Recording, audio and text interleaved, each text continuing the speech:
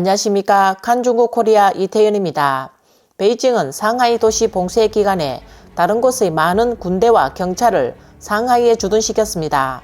고도의 격리를 시행하면서 새로운 봉쇄 방법이 속속 등장하고 있는 가운데 교도소 전용 칼날 철조망까지 등장했습니다. 한편 인터넷에는 20대 전국 대표대회에 대한 다양한 의견이 있으나 모두 권력투쟁과 관련된 것으로 중난하위의 내분이 최고조에 달했음을 나타낸 것이라고 합니다. 그러나 일부 전문가들은 도시를 폐쇄하는 또 다른 목적이 전쟁을 준비하기 위한 것일 수 있다고 말합니다. 전 중국 해군 사령부 중령인 야오청은 뉴스토크 프로그램에서 중공의 준비에 추측을 제기했습니다. 야오청은 중공의 전쟁 준비는 대만을 겨냥한 것이 아니다. 시진핑이 가장 우려하는 것은 중국에 내전이 일어나는 것이다.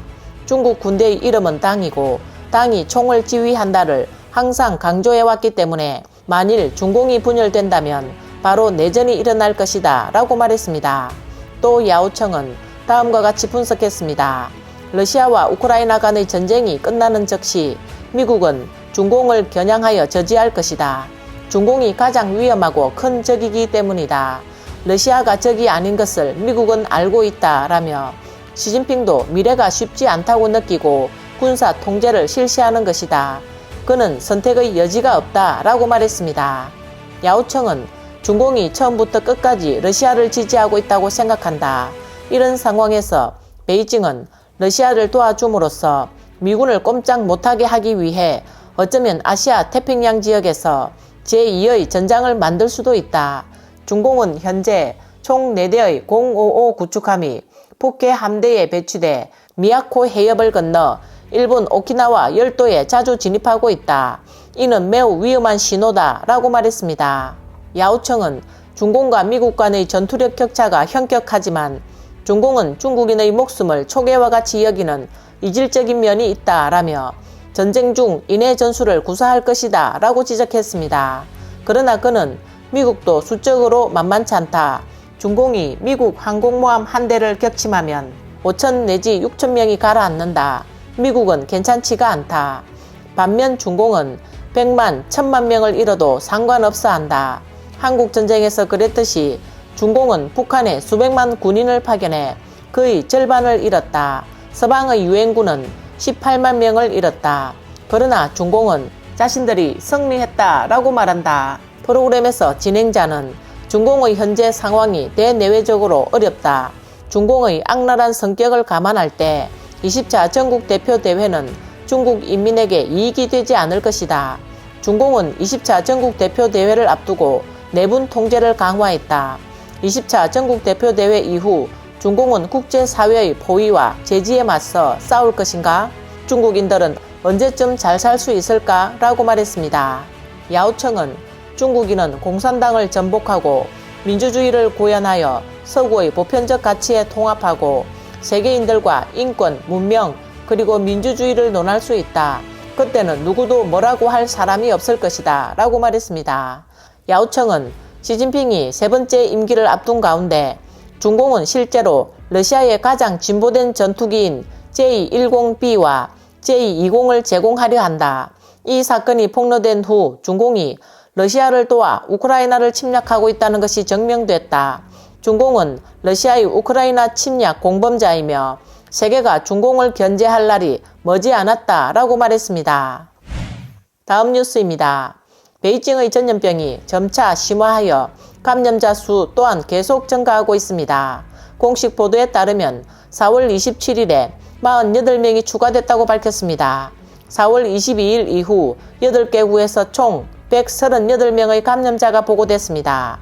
시민들 일부는 베이징 봉쇄 공포가 커짐에 따라 밤새 도시를 탈출하려는 차들로 붐벼 도로가 꽉 막혔습니다.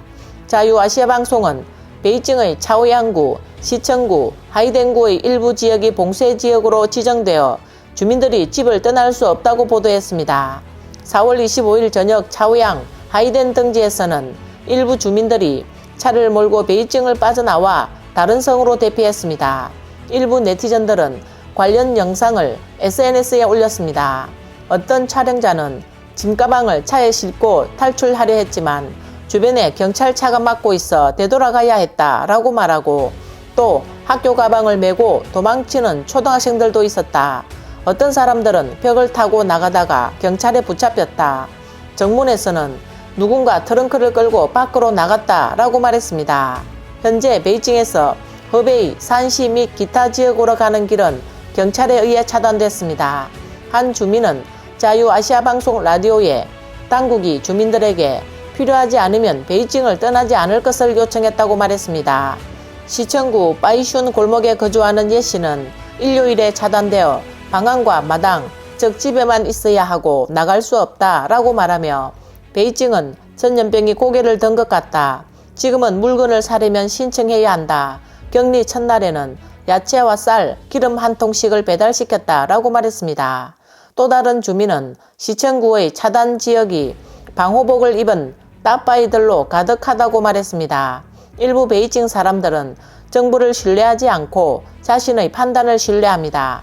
베이징 거주자 장홍은 일부 중산층 또는 부자들은 정부 관리로부터 정보를 받았는지 한동안 베이징을 떠나기로 결정했다고 말했다는 겁니다. 장홍은 정부의 통제 절차에 문제가 있어 많은 사람이 도망갔다. 이번 전염병을 통해 크고 작은 문제들이 노출됐다. 상하이를 예로 들면 굶주림에 살 수 없어 아파트에서 뛰어내리는 일이 생겼고 또 일부 부유한 사람들은 정부의 결정을 기다리지 않고 떠났다라고 말했습니다. 이어 사람들은 베이징을 떠나기 바빴지만 네티즌의 말에 따르면 핸드폰 팝업창에 베이징에서 왔다고 뜨면 감히 받아주는 사람이 없을 것이라며 반드시 베이징으로 돌려보내려 할 것이다 라고 말했습니다. 공황의 본질은 정부의 공신력 상실, 방역 정책의 두려움, 홍보 내용의 진정성 의심이라는 네티즌의 반응도 나왔습니다. 오늘 뉴스는 여기까지입니다. 구독과 좋아요는 격려입니다. 공유는 나눔의 시작입니다. 시청해주셔서 감사합니다.